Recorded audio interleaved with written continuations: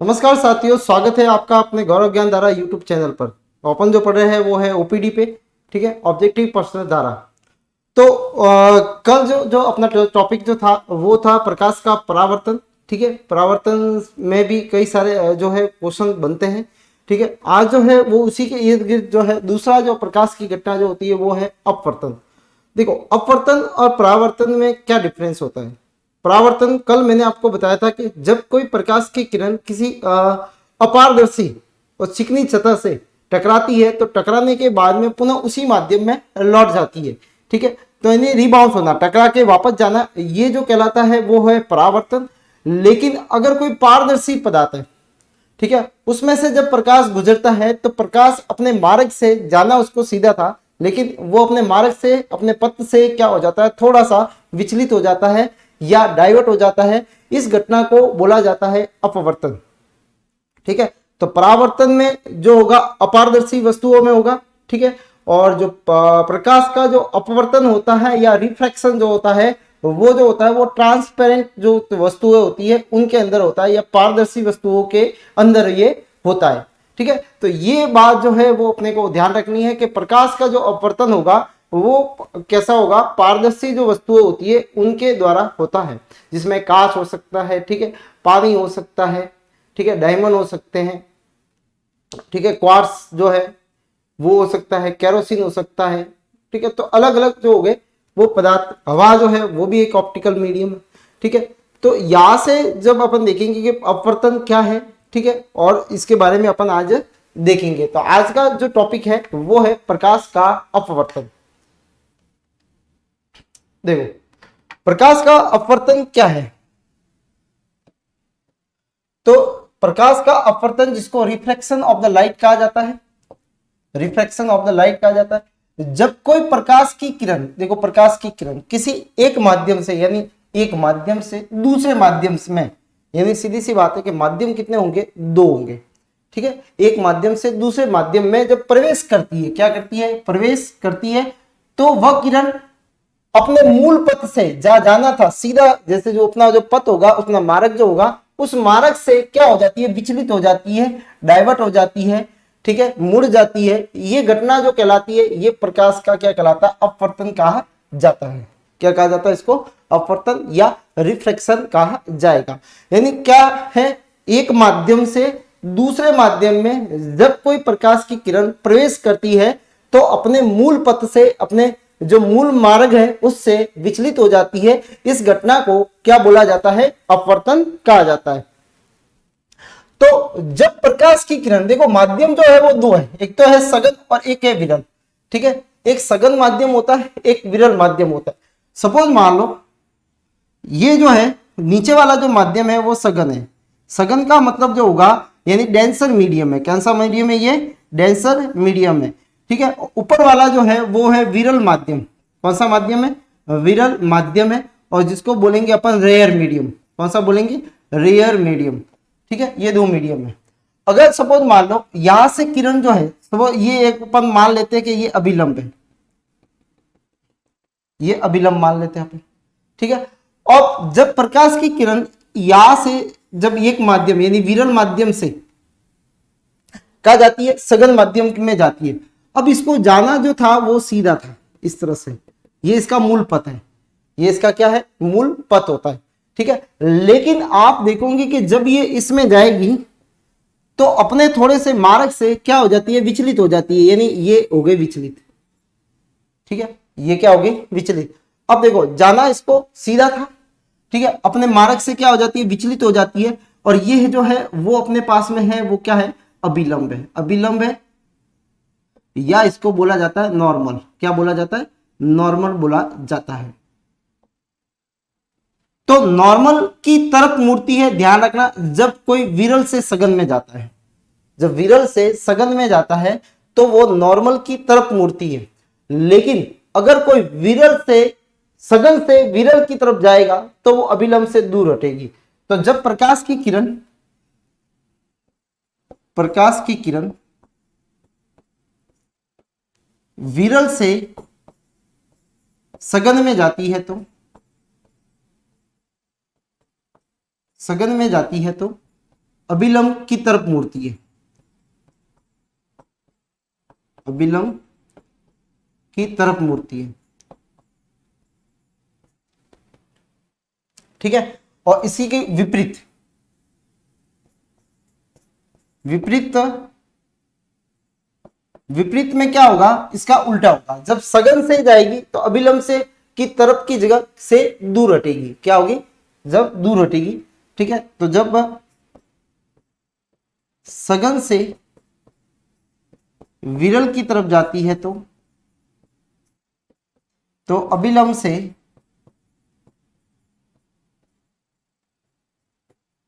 दूर हटती है, क्या होती है वो, अभिलंब से दूर हटती है, ठीक है। तो ये बातें अपने को ध्यान रखनी है कि जब कोई सघन से विरल में जाता है। अब ये माध्यम क्या है, सघन और विरल माध्यम क्या है, देखो जिस में जैसे कांच है और हवा है, तो कांच के आप देखोगे कि जिसके अणु जो है वो बहुत अगर पास पास में है, ठीक है, तो वो कहलाता है सघन, ठीक है। और विरल जिसमें अणु जो होंगे उस माध्यम के दूर दूर अगर होते हैं तो वो कहलाता है विरल माध्यम, ठीक है। तो कांच के पार्टिकल्स हवा की तुलना में देखें तो कांच के पार्टिकल जो होते हैं वो बहुत ही पास पास में होते हैं, यानी वो कहलाता है सघन, ठीक है। हवा जो है वो है विरल। अगर पानी और कांच ले तो कांच क्या होगा, वो होगा सघन, और पानी जो होगा वो क्या होगा, विरल होगा, ठीक है। अगर अपन जो है वो अगर विरल पानी जो है वो पानी और दूसरा अपन ले हवा, तो पानी जो होगा वो कैसा होगा, वो सघन होगा, और हवा जो होगी वो कैसी हो जाती है, विरल हो जाती है, इन दोनों की कंपैरिजन। तो अपने को ध्यान ये रखना है कि जिसके अणु पास पास में होंगे वो सघन कहलाएगा, और जिसके अणु जो होंगे वो दूर दूर होते हैं तो वो क्या कहलाता है, वो विरल माध्यम कहलाता है। तो सघन से विरल में जाने से अभिलंब से दूर हटेगी, और विरल से सघन में जाने से वो क्या होगी, वे जो होगी या रे जो होगी वो क्या होगी, अभिलंब की तरफ मुड़ेगी, ठीक है। तो सघन माध्यम में विरल प्रवेश करती है तो अभिलंब से दूर हट जाती है, ठीक है, सघन से विरल में जाती है तो, ठीक है। और विरल से जब सघन में जाती है तो क्या होगा, अभिलंब की ओर झुक जाती है, ठीक है, अभिलंब की ओर झुक जाती है। अलग अलग माध्यमों में प्रकाश का वेग अलग अलग होता है, इसी के कारण अपवर्तन की घटना होती है। जैसे सपोज मान लो अपन हाईवे पे अगर कार चला रहे हैं तो अपनी स्पीड जो होगी वो ज्यादा होगी, क्योंकि वहां पे जो है वो रुकावटें कम है, ठीक है, तो वो विरल माध्यम हो गया। जैसे अपन मार्केट के अंदर गाड़ी को लेके जाते हैं तो वहां पे आपने जो स्पीड भी स्लो हो जाती है, और अपने को कई सारे टर्न से होके गुजरना पड़ता है, क्योंकि अवरोध क्या है वहां पे ज्यादा है, पार्टिकल पास पास में, ठीक है। तो यहाँ पे भी सेम जो है चीज वो ये हो रही है कि जो अलग अलग जो माध्यम होंगे, कांच होगा, पानी होगा, हवा होगी, ठीक है, तो इनमें प्रकाश का वेग जो होगा वो कैसा होता है, अलग अलग होता है। यानी सीधी सी बात है कि प्रकाश का वेग जो होगा वो माध्यम पर डिपेंड करता है, ठीक है, कि माध्यम कौन सा है।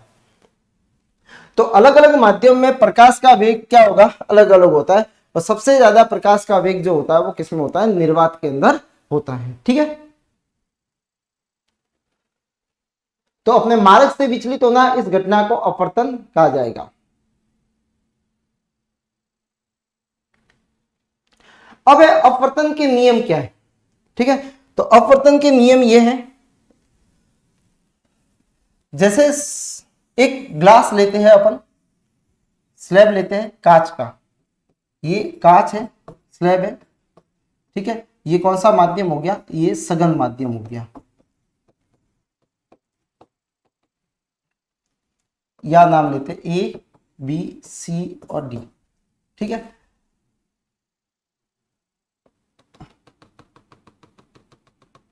ये अपने पास में अभिलंब हो गया, यहां से कोई रे जो है वो अंदर आ रही है,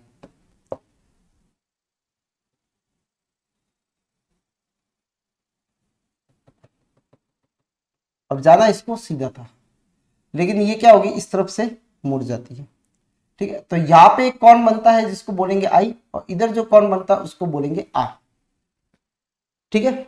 ये जो किरण है वो है आपतित किरण है, आपतित किरण, जिसको बोलेंगे इंसिडेंट रे, इंसिडेंट रे बोलेंगे, ठीक है। और जो जा रही है इस वाली को, ठीक है, इस वाली को बोला जाएगा रिफ्लेक्टेड रे, रिफ्रैक्टेड रे, रिफ्रैक्टेड रे बोला जाता है, ठीक है, यानी अपवर्तित किरण बोला जाता है।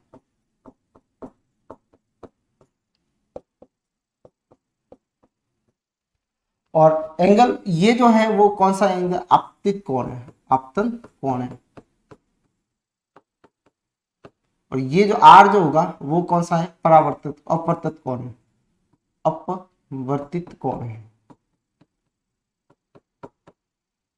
अब यहाँ पे भी सेम है, ये माध्यम जो है वो ऊपर जो है वो एयर है, वायु है, और वायु जो माध्यम जो होता है वो कैसा होता है, विरल माध्यम होता है। कैसा होता है, विरल माध्यम होगा। कैसा माध्यम होगा, वो विरल माध्यम होगा, ठीक है। अब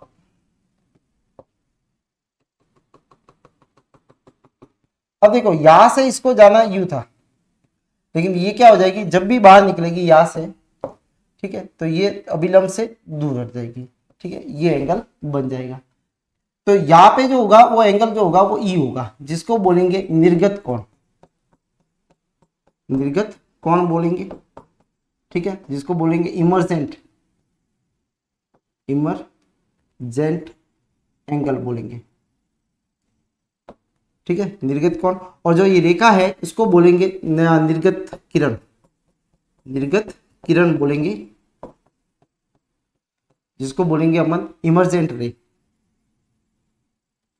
इमर्जेंट रे कहा जाएगा, ठीक है। तो ये जो है वो इस तरह से है, ये जो आ रही है वो इंसिडेंट एंगल है, जो जा रही है वो कौन सी है, अपवर्तित है, ठीक है, और जो बाहर निकल रही है वो कौन सी है, निर्गत होती है, ठीक है। तो एंगल जो आई जो है वो, अब देखो यहाँ पे एक चीज नोट करना कि एंगल आई जो होगा वो कभी भी इक्वल नहीं होगा एंगल आर के, ठीक है। क्यों, क्योंकि अगर ये सीधे जाता तो ये आमने सामने शीर्षाभिमुख कोण जो होते हैं वो बराबर हो जाते हैं, लेकिन यहाँ पे क्या होता है, ये बेंड हो रहा है, तो बेंड होने से आई और आर कभी भी समान नहीं होंगे, ठीक है। तो अपने मार्ग से विचलित हो जाना, इसको कहा जाता है क्या, अपवर्तन कहा जाता है।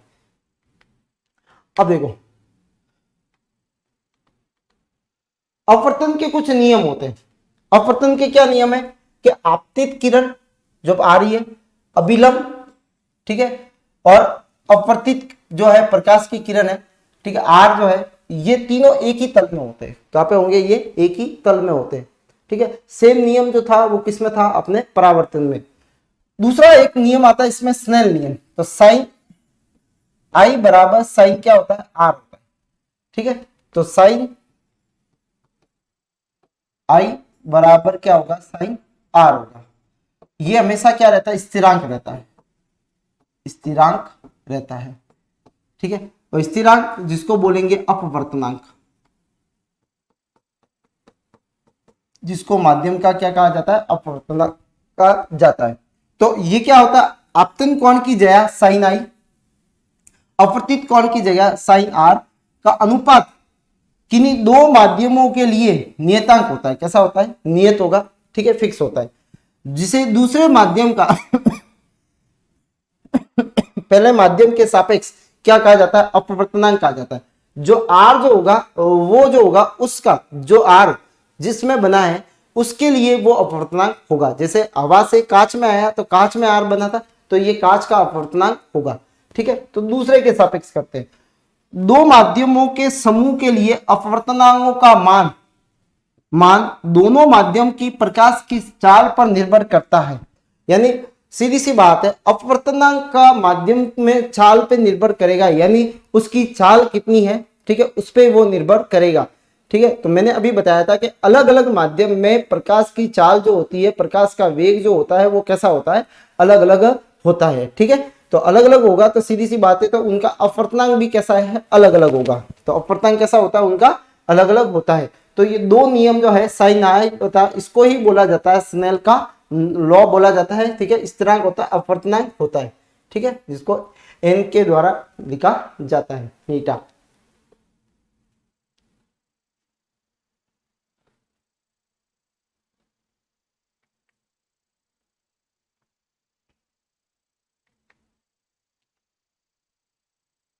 अब है एक माध्यम में, माध्यम दो का एक के सापेक्ष में अपवर्तनांक। तो देखो, तो माध्यम ए का जैसे सपोज मान लो अपवर्तनांक जो होगा वो क्या होगा कि पहला है माध्यम प्रथम में प्रकाश की चाल कितनी है, प्रकाश की चाल स्पीड, ठीक है, अपॉन माध्यम 2 में प्रकाश की चाल कितनी है, में प्रकाश की चाल, ठीक है। सपोज मान लो ये एक माध्यम है और ये दूसरा माध्यम है, ठीक है। तो यहां पे जो निकलेगा वो म्यू जो होगा वो क्या होगा, 1 में से 2, ठीक है। तो ये जो है वो जाएगा किसका, जो अपवर्तनांक होगा वो 2 का होगा, ठीक है। तो इस माध्यम का क्या निकलेगा, वो अपवर्तनांक निकलेगा माध्यम 2 का, ठीक है। तो माध्यम 2 का, इस प्रकार माध्यम 2 का 1 के सापेक्ष में क्या है, अपवर्तनांक होता है, ठीक है। तो जो नीचे आएगा उसका अपवर्तनांक निकलता है, ये ध्यान रखना।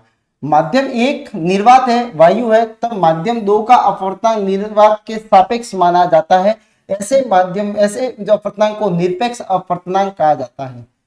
ऑब्सोल्यूट जो है वो कहा जाएगा, इसको निरपेक्ष अपवर्तनांक कहा जाता है अगर एक माध्यम कैसा हो, निर्वात होता है। तो निर्वात में प्रकाश की चाल कितनी होती है, c, और c बराबर जो होता है वो 3 × 10⁸ मीटर पर सेकेंड होती है। कितनी होती है, 3 × 10⁸ मीटर पर सेकेंड होती है। अब m अपवर्तनांक जो होती है, m जो है, ठीक है, यानी कोई भी माध्यम जो होगा उसका अपवर्तनांक क्या होगा, c। एक तो आ गया c, और दूसरा जो होगा जिस माध्यम में, v जो है वो किसी माध्यम में प्रकाश की चाल है, किसी माध्यम में प्रकाश की चाल होती है, ठीक है। जो माध्यम अपन लेते हैं वो जो होगा उसके अंदर कितनी उसकी चाल है या स्पीड है, ठीक है, उसके माध्यम से अपन क्या कर सकते हैं, c/v के द्वारा क्या कर सकते हैं, किसी भी वस्तु का, जो पारदर्शी वस्तु है उसका अपवर्तनांक निकाल सकते हैं या ज्ञात कर सकते हैं, ठीक है।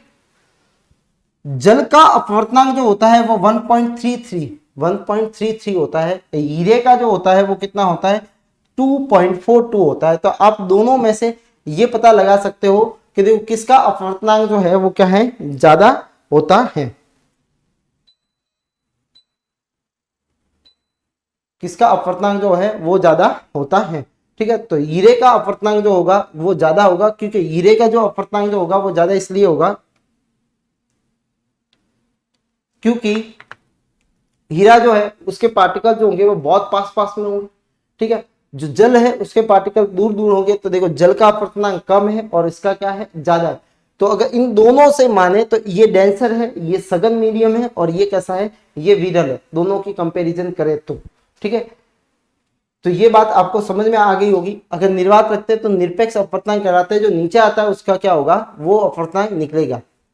किसी माध्यम का अपवर्तनांक भिन्न भिन्न रंग तरंग दैर्ध्यों के प्रकाश के लिए भिन्न भिन्न होता है।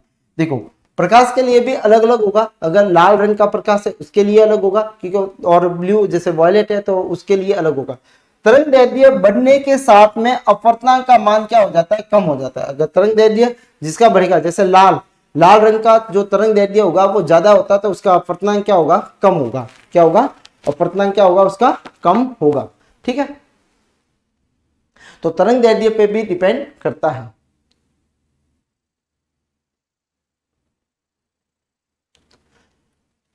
नेक्स्ट है, लाल रंग का अपवर्तनांक सबसे कम होता है, बैंगनी रंग का अपवर्तनांक सबसे अधिक होता है, क्योंकि बैंगनी रंग का तरंग दैर्ध्य क्या है, ज्यादा है, ठीक है। आ गया, लाल रंग का तरंग दैर्ध्य सबसे अधिक है और बैंगनी रंग का तरंग दैर्ध्य सबसे कम होता है, इसलिए लाल रंग का अपवर्तनांक कम होता है और बैंगनी रंग का ज्यादा होता है।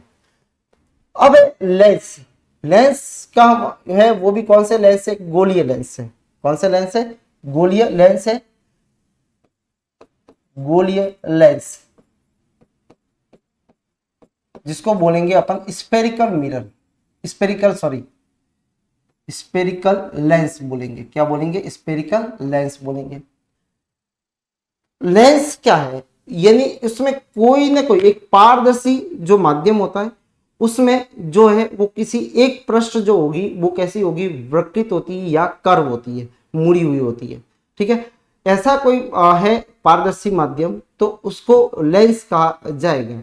ठीक है, तो जिसमें एक माध्यम में कम से कम एक जो सतह वक्रित होनी चाहिए या कर्व होनी चाहिए या मुड़ी हुई होनी चाहिए, उसे अपन लेंस कहते हैं। इसके आधार पे जो है वो लेंस के दो प्रकार माने जाते हैं। ठीक है, पहला जो प्रकार है वो है अपना उत्तल लेंस है। ठीक है, और जो वहां लिख देता हूं मैं,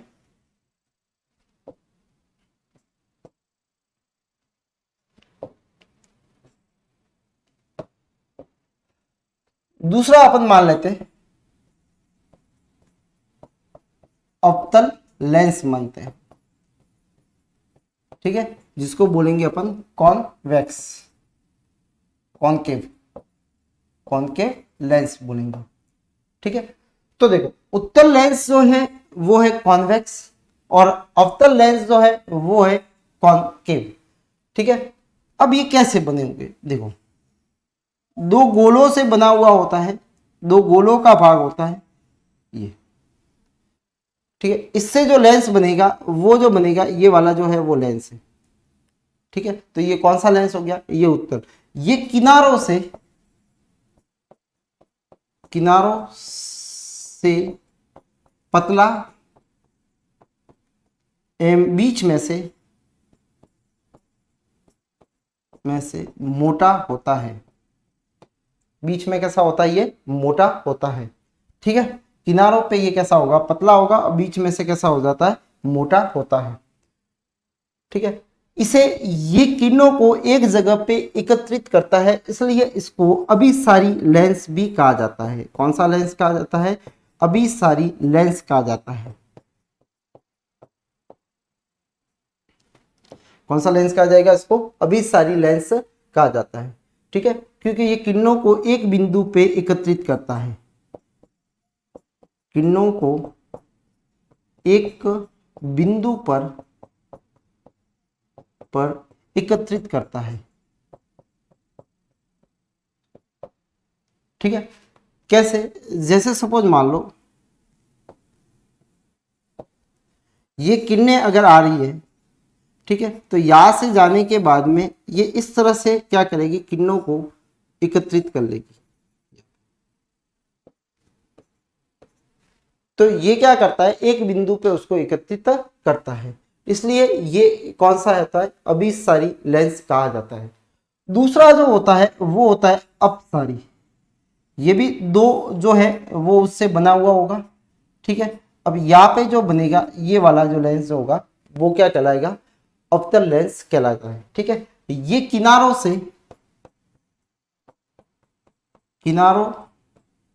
से मोटा, मध्य से पतला होता है। ठीक है, मध्य से ये कैसा होता है, पतला होता है। ये किरणों को क्या करता है, फैलाता है, इसलिए इसको अपसारी लेंस भी कहा जाता है, अपसारी लेंस भी कहा जाता है। ठीक है, अपसारी का मतलब होता है डाइवर्जेंट। अपसारी का मतलब क्या होता है, डाइवर्जेंट होता है। ठीक है, ये क्या करता है, एक बिंदु से किरणों को फैलाता है, किरणों को फैलाता है। ठीक है, इसलिए इसको अपसारी लेंस कहा जाता है। जब भी किरणें आएगी वो यहाँ से क्या होगी, जाएगी, फैलेगी। जैसे ये किरणें आई, ठीक है, जैसे ये आ जाती है ये बाहर की तरफ चला जाता है। ठीक है, ये आई, ये भी बाहर की तरफ गई, तो ये क्या कर रही है, फैला रही है। क्या करती है, ये फैलाती है। ठीक है, तो ये जो काम करता है वो फैलाने का कर रहा है, इसलिए इसको अपसारी लेंस कहा जाता है, क्योंकि ये एक बिंदु से क्या करेगी, किरणों को फैलाता है। अपवर्तन होने वाली जो बाद में जो किरणें आती है उनको क्या करेगा, ये फैलाएगा। ये क्या करेगा, अपवर्तित होने के बाद में किरणों को एक बिंदु पे एकत्रित करता है, इसलिए इसको अभिसारी लेंस कहा जाता है।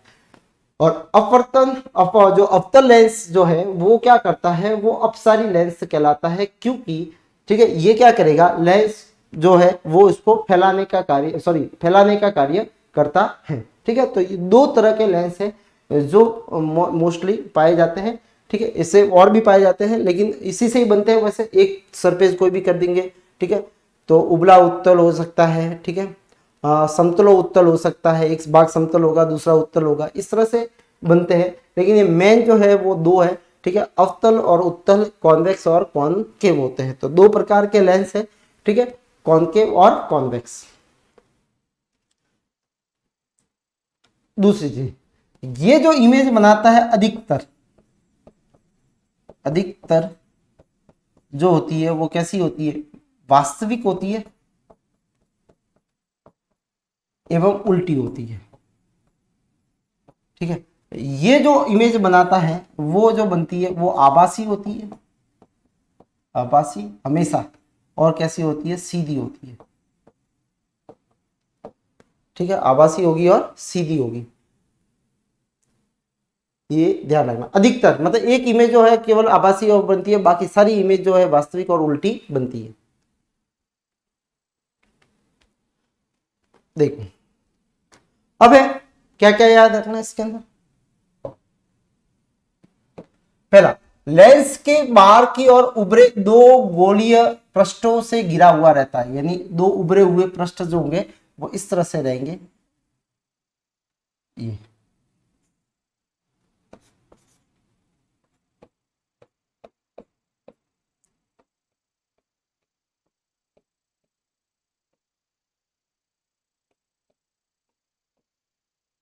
ये इस तरह से ये रहते हैं। किनारों की अपेक्षा बीच में मोटा होता है, बीच में आप देखोगे मोटा है, ठीक है, किनारे पतले होते हैं। ये प्रकाश की किरणों को अभिसारित करता है, ये इसलिए अभिसारी लेंस बोला जाता है। यहां से किरण आएगी, ठीक है, इस ऐप में से जाएगी, तो यहां से किरण आएगी वो इस ऐप में से जाएगी। ये किरणें जो होती है आने के बाद में ये अपवर्तित हो रही है, देखो जाना इसको सीधा था मुड़ गई, ठीक है, ये अपवर्तन हुई है। ठीक है, तो ये किरणों को एक बिंदु पे क्या करता है, एकत्रित करता है। उत्तल लेंस की फोकस दूरी धनात्मक होती है। धनात्मक क्यों होगी, क्योंकि यहाँ पे फोकस दूरी जो है वो यहां से यहां होगी। ये जो फोकस दूरी है ऑप्टिकल सेंटर से लगाकर, प्रकाश केंद्र से लगाकर जो मुख्य फोकस है उसके मध्य की दूरी जो होती है वो क्या कहलाती है, फोकस दूरी कहलाती है।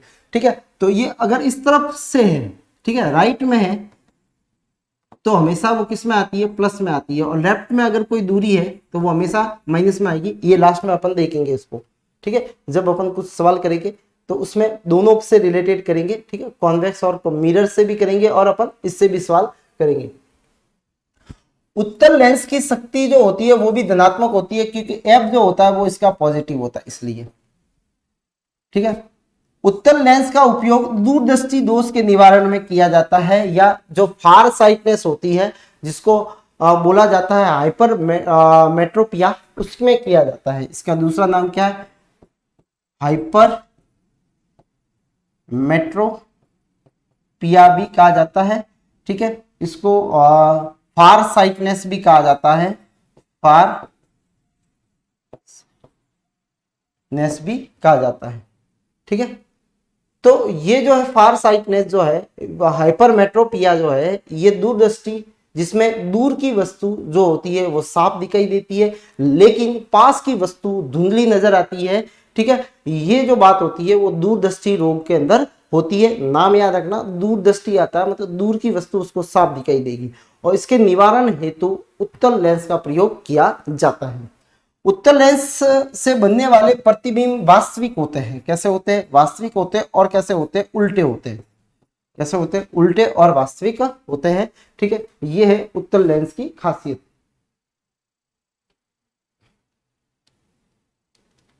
नेक्स्ट जो है वो है अवतल लेंस। ठीक है, अवतल लेंस जो होगा वो कुछ इस तरह से होगा।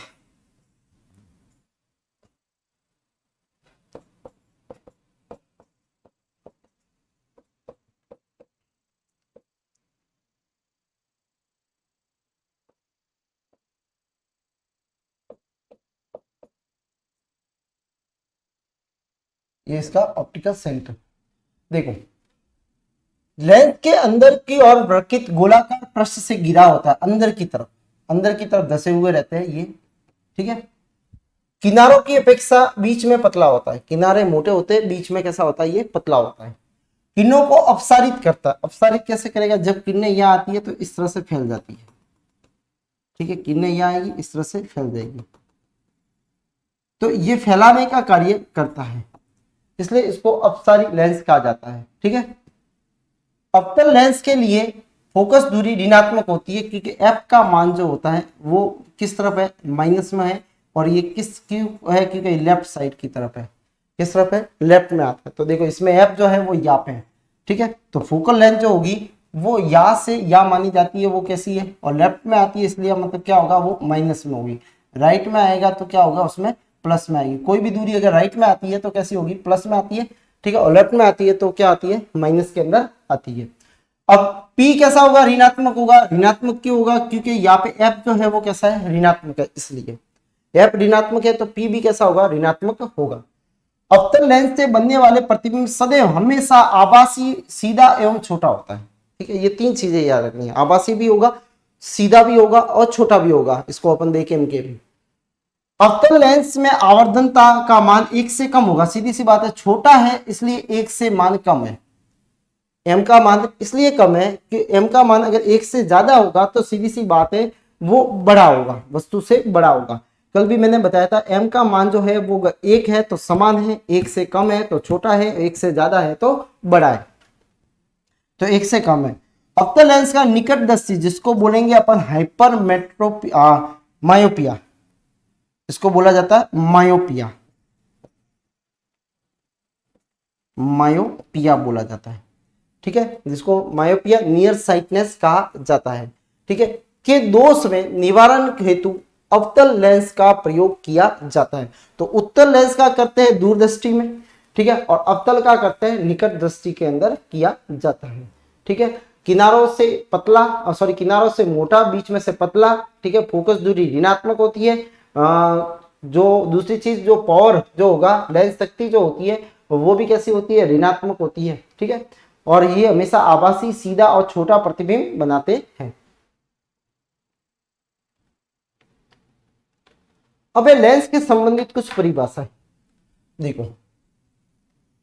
लेंस जो है वो दो गोलाकार जो है उसके भाग होते हैं।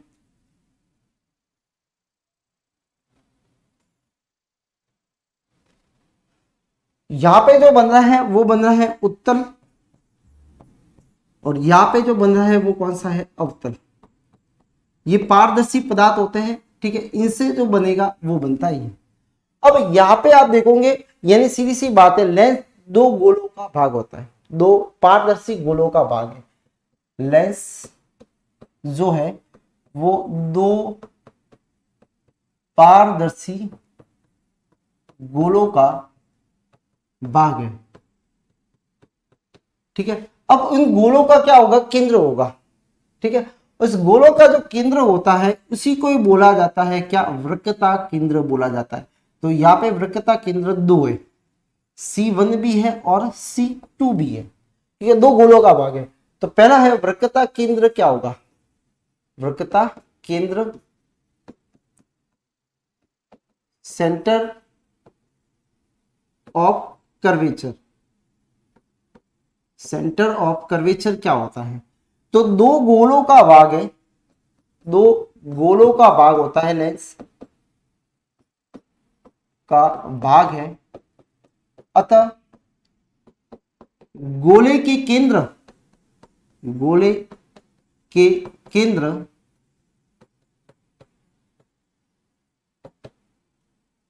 ही वक्रता केंद्र होते हैं।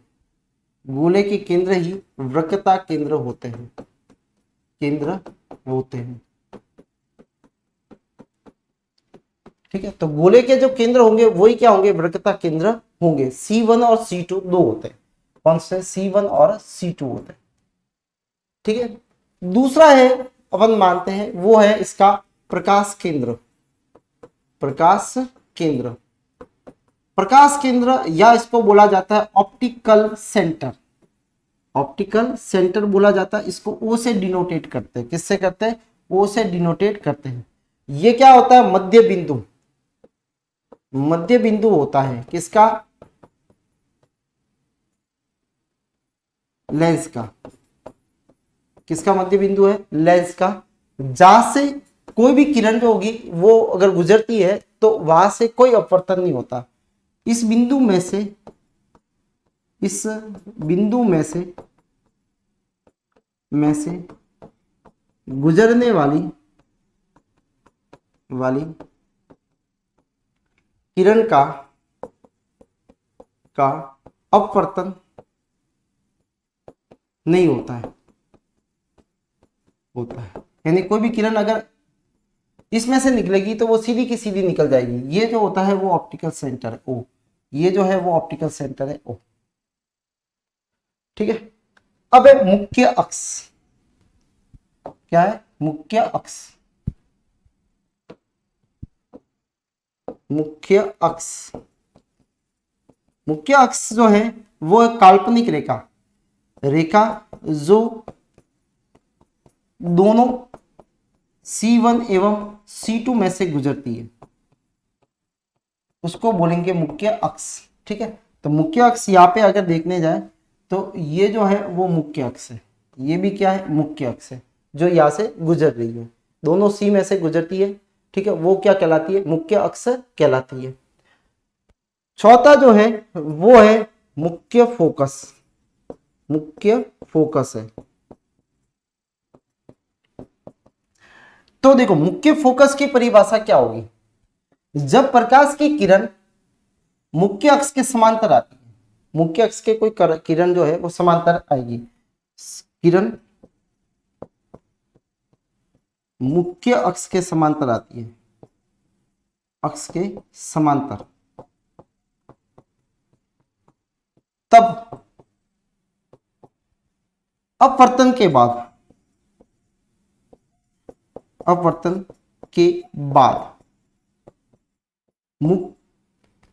मुख्य अक्ष के जिस बिंदु में से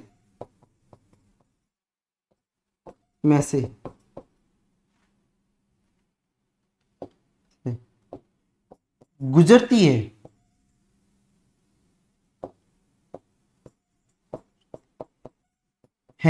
या गुजरती हुई प्रतीत होती है,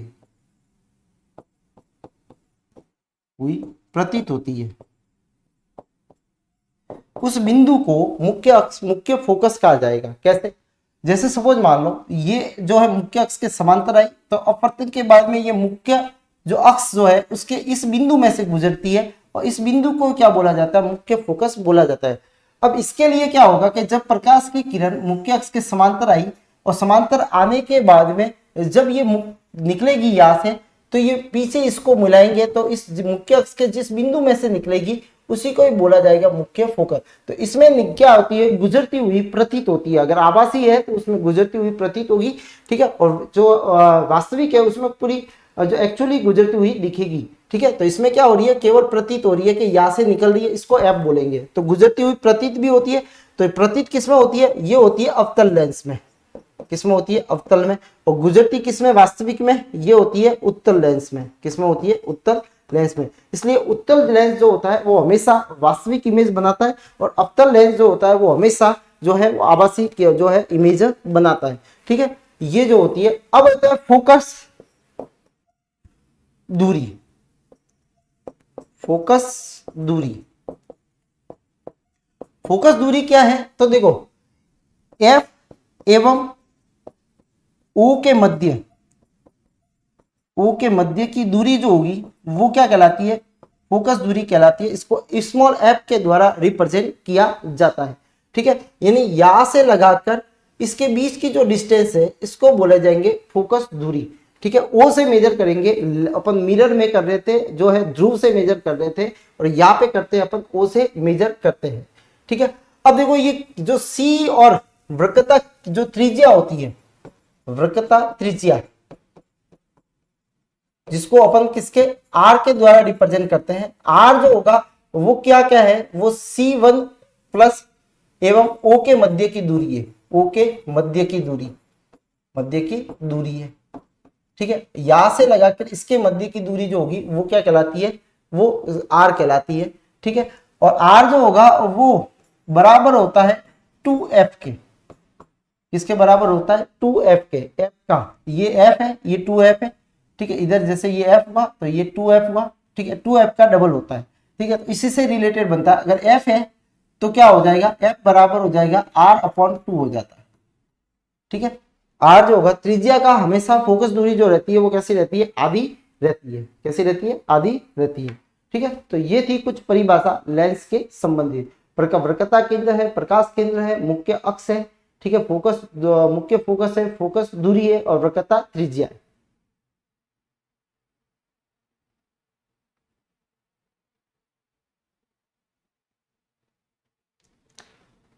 अबे प्रतिबिंब कैसे बनते हैं, देखो प्रतिबिंब बनाने के लिए दो तीन चीजें ध्यान में रहनी चाहिए।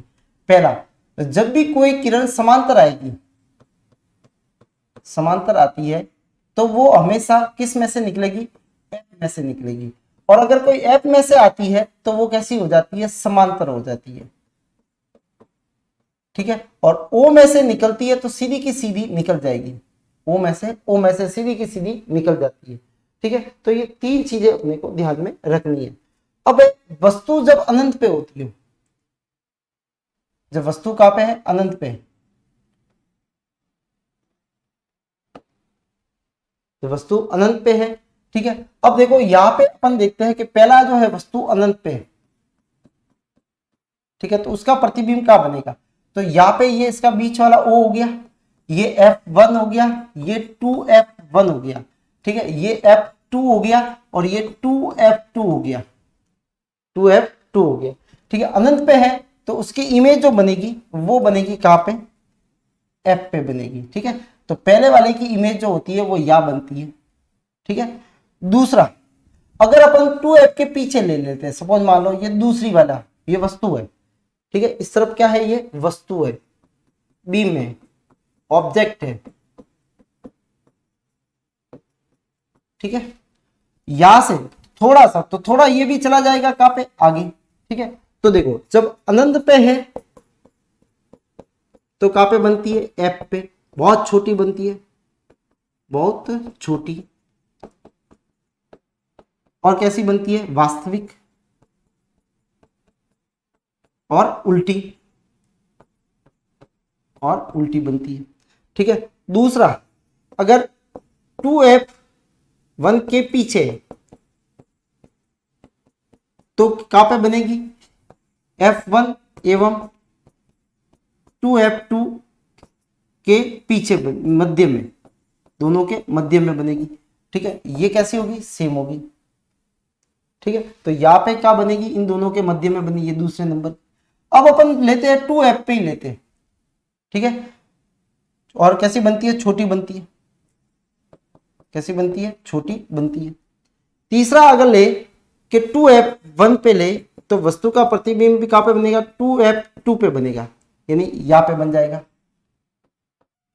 ठीक है, समान होगा, वस्तु के समान होगा, ठीक है, और वही कैसा होगा, वास्तविक होगा और उल्टा होगा।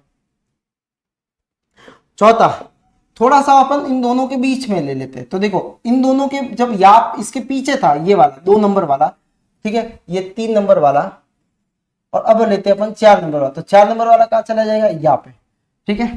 तो जब वस्तु कहां पे है, 2F1 एवं F1 के मध्य में है, तब क्या बनेगा, 2F2 के पीछे बनता है, ठीक है।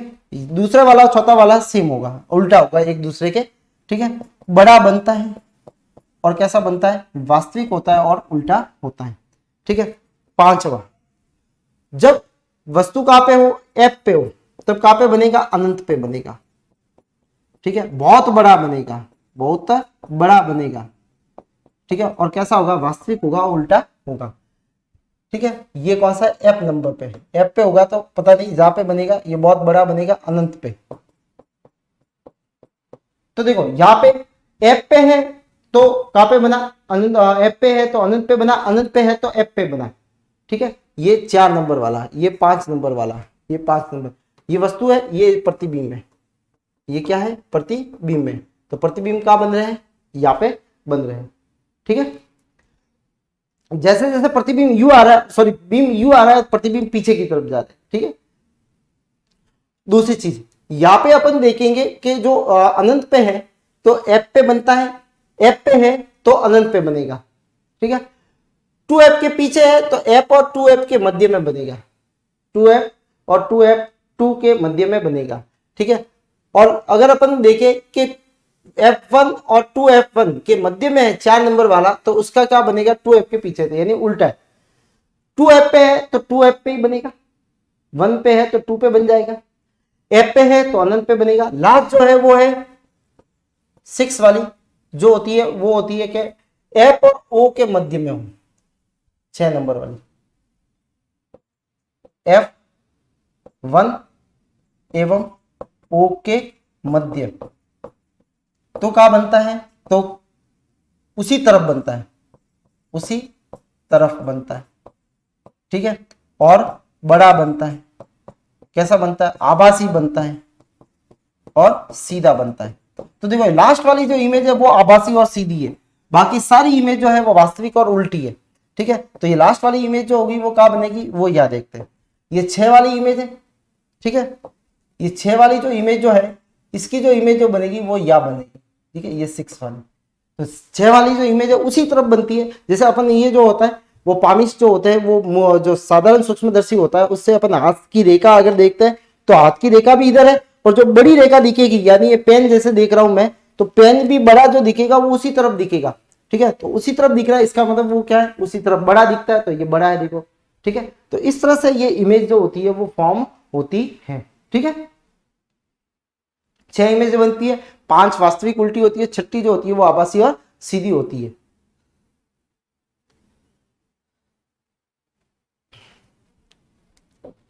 अब देखो, जब वस्तु अनंत पे है,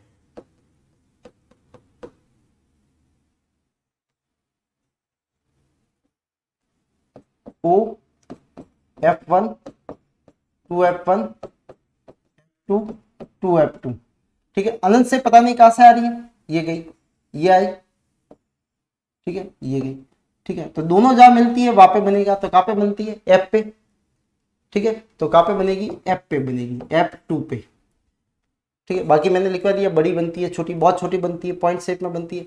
अब है 2F1 के पीछे हूं, 2F1 के पीछे हूं, ठीक है। तो 2F1 के पीछे होगी तो कैसे बनेगी, तो देखे O F 2F1 F2 और 2F2, ठीक है। इसके पीछे मतलब यहां पे है, तो वही समांतर आई, F में से गई। दूसरी मैंने O में से, तो O में से सीधी की सीधी जाएगी, देखो वहां पे ऊपर नियम लिखा है, ठीक है। तो इन दोनों के बीच में बनती है, ये F में से गई और ये जो है वो O में से जा रही है, इन दोनों के बीच में बनती है, तो यहाँ पे प्रतिबिंब बन जाएगा। ये 3 लगा दिए, ठीक है। तो कहां पे बन रहा है, 2F1 एवं 2F2 सॉरी 2F2 के मध्य में बनती है, के मध्य में बनती है।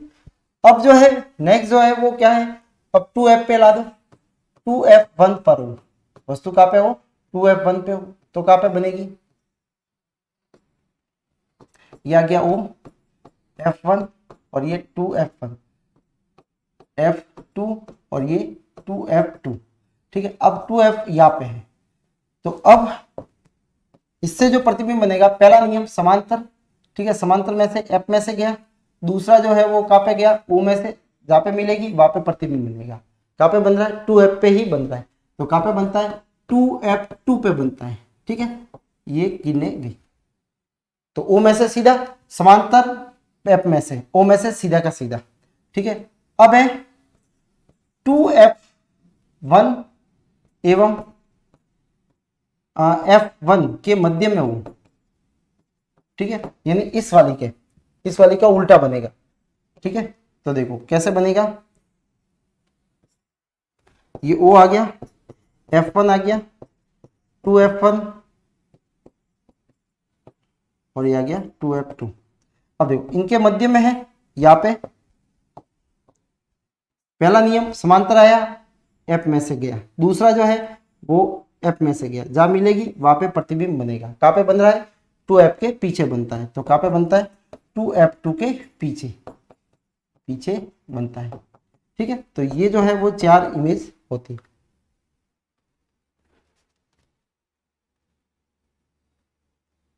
पहला नियम याद रखना है, दूसरा नियम, और तीन नियम ही है इससे इमेज बनाने के। देखो, इसका उल्टा ये है, इसका अभी उल्टा अभी बनाएंगे। अब देखो, अब वस्तु कहां पे है? वस्तु 2F, सॉरी, वस्तु जो है वो है जो F1 पर है। ठीक है, तो F1 पे होगी तो कैसे होगी? ओ, ये F1, ठीक है, ये 2F1, ये F2 और ये 2F2। ठीक है, वस्तु यहाँ पे है, तो यहाँ पे होगी, तो ये गई F में से गई, ठीक है, और ये O में से गई, जहां मिलेगी वहां पे प्रतिबिंब बनेगा। कहां पे बनेगा? अनंत पे। कहां पे बनेगा? अनंत पे बनता है। दूसरा अपन लेते हैं कि जब वस्तु कहां पे? F1 एवं O के मध्य हो, O के मध्य हो। ठीक है, तो इसमें कैसे बनेगी? देखो, यह आ गया O, F1, ये 2F1, F2 और 2F2। ठीक है, अब इनके दोनों के मध्य में है, तो इन दोनों के मध्य में होगी तो कहां पे बनेगी? पहला नियम गया F में से, ठीक है, दूसरा नियम जो था वो O में से। ठीक है, दोनों को जब पीछे मिलाएंगे तो वस्तु का क्या बनेगा? प्रतिबिंब बनेगा। ये कैसा है? आभासीय और सीधा होता है। आभासी और सीधा प्रतिबिंब बनता है, उसी तरफ बनता है। ठीक है, तो ये जो है वो याद रखना है। ये 6 इमेज बनती है। छठी इमेज जो होती है वो कैसी होती है? आभासी और सीधी होती है। अब अवतल लेंस से जो प्रतिबिंब कैसे बनते हैं? देखो, अवतल लेंस से जो प्रतिबिंब बनेंगे वो दो बनते हैं। जब अनंत पे होता है तब, जब वस्तु अनंत पे हो। ठीक है, तो ये आ गई, O आ गया, F1 आ गया, 2F1 आ गया, F2 आ गया, 2F2 आ गया। ठीक है, अनंत पे पता नहीं कहां से आ रही है, ये गई, इसको पीछे मिलाया, ये गई, ठीक है, इसको भी पीछे मिलाया। कहां पे मिल रहा है? F पे, तो कहां पे बनता है? F पे बनता है। ठीक है, ये कितने आ रही है? ये F पे बनेगी। ठीक है, दूसरा अगर इसी का भाग लें, जब वस्तु अनंत एवं O के मध्य में कहीं पे भी हो, ठीक है, तो देखो,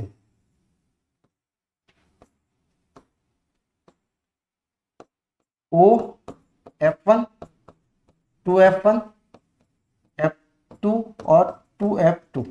अब देखो, वस्तु सपोज मान लो यहां रख दिया, ठीक है, तो यहां से क्या होगा? ये गई, अब इसको वही पीछे की तरफ अपन मिलाएंगे, ये आई।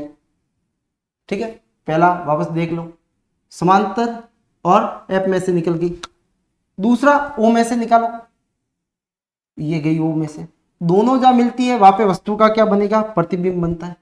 ठीक है, तो वस्तु का प्रतिबिंब यहाँ पे बनता है, ये प्रतिबिंब है। ठीक है, तो अभी अपन ने देखा था जब अवतल दर्पण लेंस जब अपन ने देखा तो उसमें देखा था कि वस्तु से हमेशा m का मान जो होगा वो 1 से कम होता है। देखो, ये बड़ी है, ये छोटी बन रही है। ठीक है, हमेशा F और O के मध्य में ही बनेगी, F और O के मध्य में बनेगी। ठीक है, तो F और O के मध्य में बनती है, F एवं कहां पे बनेगी? F एवं O के मध्य। कैसी बनती है? छोटी बनती है, छोटी होती है। ठीक है, और आभासी है क्योंकि सीधी दिख रही है, आभासी और सीधी होती है। ठीक है, ये बहुत छोटी कहां पे बनती है? F1 पर, बहुत छोटी होती है, बहुत छोटी है। और जो होगी वो कैसी होगी? आभासी होगी और सीधी होगी, और सीधी होती है। ठीक है, तो आभासी और कैसी होती है? सीधी होती है। तो ये जो है वो प्रतिबिंब अपने को याद रखते हैं। तो इसमें 2 ही बनते हैं, उसमें 6 बनते हैं, ठीक है। 5 तो बनते हैं वास्तविक और उल्टे, और एक जो बनता है वो आभासी और सीधा। इसमें 2 है, 2 ही बनते हैं, और दोनों कैसी बनती है, आभासी और सीधी बनती है, ठीक है। इससे इमेज को अपन क्या कर सकते हैं, स्क्रीन पे नहीं ला सकते क्योंकि ये आभासी है, ठीक है। तो आभासी इमेज की खासियत ये होती है कि इनको स्क्रीन पे नहीं लाया जा सकता है। अब लेंस सूत्र क्या होता है, लेंस सूत्र, तो देखो लेंस सूत्र जो है वो होते हैं lens formula 1/f is equal to होता है 1/v माइनस 1/u। देखो मैंने आपको कहा था उस दिन कि जो दर्पण होगा वहां पे यहाँ पे प्लस आएगा, ठीक है। अगर दर्पण में इस जगह जो होता है वो क्या आता है, प्लस आता है, किसके लिए, दर्पण में, ठीक है। और लेंस में यहाँ पे क्या आता है, माइनस आता है। एफ क्या है, स्मॉल एफ फोकस दूरी है, वी क्या है, जो है लेंस से प्रकाश केंद्र से प्रतिबिंब की दूरी, प्रतिबिंब की दूरी वी होती है। यू जो है वो किसकी है, वस्तु की दूरी है, किसकी है, वस्तु। और सभी दूरियां जो होगी वो कहां से लेंगे अपन, ओ से लेंगे। कहां से लेते हैं अपन, ओ से लेंगे, यानी जो भी दूरी मेजर करेंगे वो कहां से करेंगे, अपन ओ से करते हैं, ठीक है। लेंस दूरी चिन्ह प्लस माइनस में रखी जाती है, ये अपने जो होगा जब अपन सवाल करेंगे तब इसको देखेंगे, ठीक है। प्रकाश की दिशा की में दूरी धनात्मक होती है और विपरीत दिशा में क्या होगी, ऋणात्मक होती है, ठीक है। तो इसको भी अपन बाद में, प्रकाश की जो दिशा जो है, दूरी जो होगी प्रकाश की, ठीक है, दिशा में ऋणात्मक और धनात्मक कैसे होगी, जब साइन ऑफ कन्वेंशन अपन पढ़ेंगे। तो ये है लेंस सूत्र। अब एक ऐसा होता है जो है आवर्धनता। आवर्धनता जो होती है वो उसको बोला जाता है मैग्निफिकेशन, मैग्निफिकेशन, ठीक है। मैग्निफिकेशन जो होता है वो होता है m इज इक्वल टू होता है HI/HO, ठीक है। वस्तु प्रतिबिंब की ऊंचाई, प्रतिबिंब की ऊंचाई, ठीक है। और दूसरा होता है बीम की ऊंचाई, बीम की ऊंचाई, ठीक है। m बराबर जो होता है वो -v/u भी होता है। देखो याद ध्यान रखना, यहाँ पे माइनस जो है उस दर्पण में यहाँ पे माइनस नहीं आता है, यहाँ पे क्या आता है, दर्पण में अगर करेंगे बात, दर्पण में इधर क्या आता है, प्लस आता है। ये जो साइन जो है वो दर्पण के अंदर क्या होता है, प्लस आता है इसमें, दर्पण में, ठीक है। तो m बराबर अपने पास में HI/HO भी है और -v/u भी है। अब आपको जो दे रखा है उस हिसाब से अपन इस फॉर्मूले को अप्लाई करेंगे कि अपने को क्या क्या चीजें दे रखी होती है उसके आधार पे इसको करेंगे। लेंस दूरी प्लस माइनस,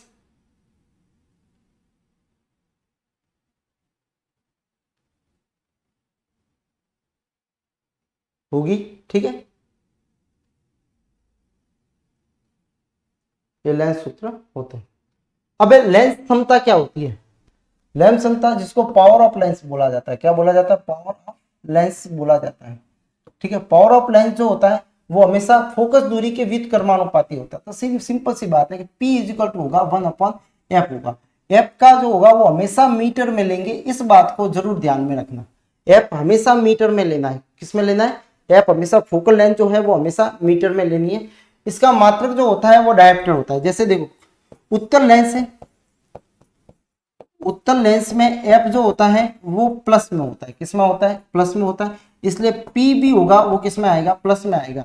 यानी आपका जो नंबर जो रहेंगे वो D होंगे, +D, ठीक है, किसमें आएगा, प्लस में आएगा। अवतल है,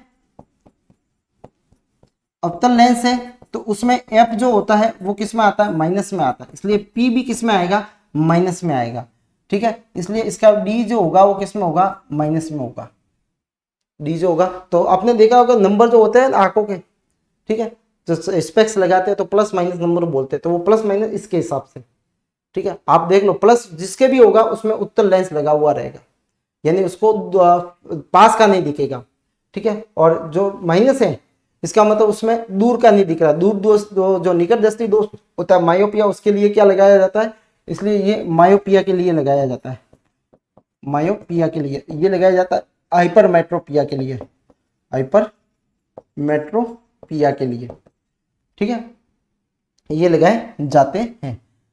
इसका मात्रक जो होता है वो डायप्टर होता है, ठीक है, इसको डी के द्वारा करते हैं। उत्तल लेंस की क्षमता धनात्मक और अवतल के लिए कैसी होती है, ऋणात्मक होती है। ठीक है, तो डी जो है वो मैंने आपको बता दिया।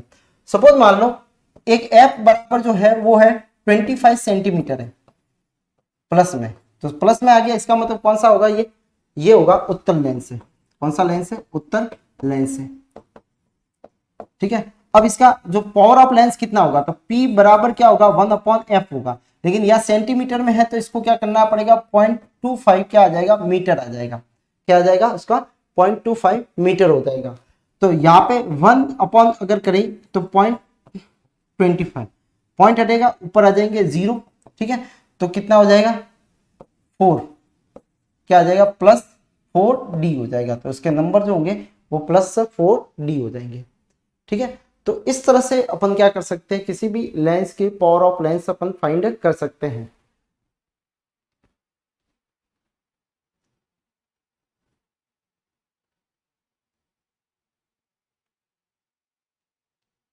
फोकस दूरी का व्युत्क्रम होता है।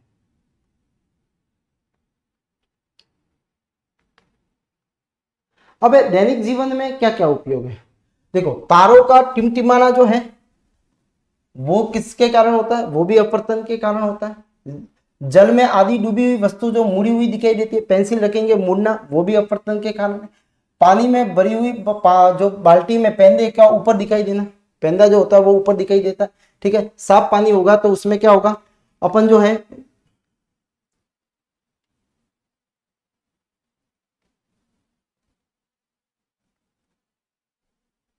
एक मिनट,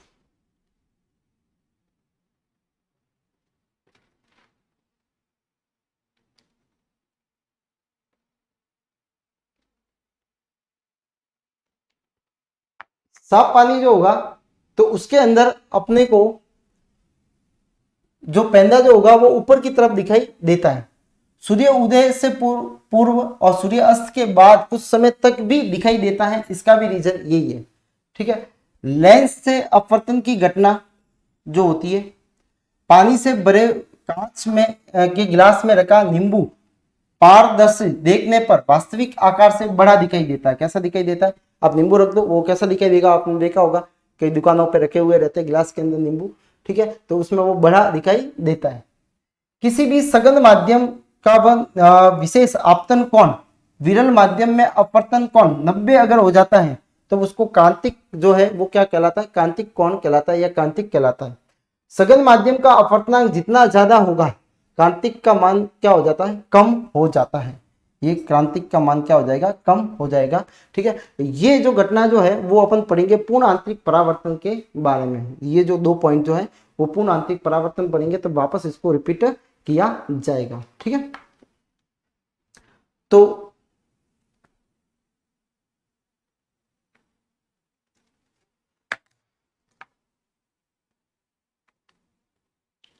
तो आज की क्लास में इतना ही।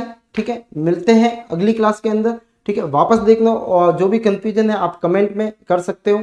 ठीक है, तो आपका जवाब दे दिया जाएगा। तो और भी आपको कोई चीज़ें समझ में नहीं आई हो तो आप कमेंट करना। ठीक है, और ये जो है अपने इतिहास के लिए है, जो टेस्ट सीरीज जो है भूगोल राज्य व्यवस्था कंप्यूटर के लिए, अंग्रेजी हिंदी और विज्ञान के लिए है। ठीक है, इसका अगर कॉम्बो लेते हो तो 165 का कॉम्बो है। ठीक है, ऊपर भी है देखो, आप हिंदी जो शत्रु श्रेणी वाले के लिए, पटवार के लिए, तो ये सारे आप कर सकते हो। टेलीग्राम चैनल ज्वाइन कीजिए, सारी जानकारी आपको वहाँ से मिलती रहेगी समय समय पे। ठीक है, और आपको अगर इस टॉपिक में कोई है अपने डाउट्स है तो आप नीचे कमेंट बॉक्स में कमेंट कीजिए, आपको इसका जवाब दे दिया जाएगा। ठीक है, तो आज की क्लास में इतना ही, मिलती है अगली क्लास के अंदर। ठीक है, तब तक के लिए धन्यवाद। ठीक है, आपका दिन शुभ हो।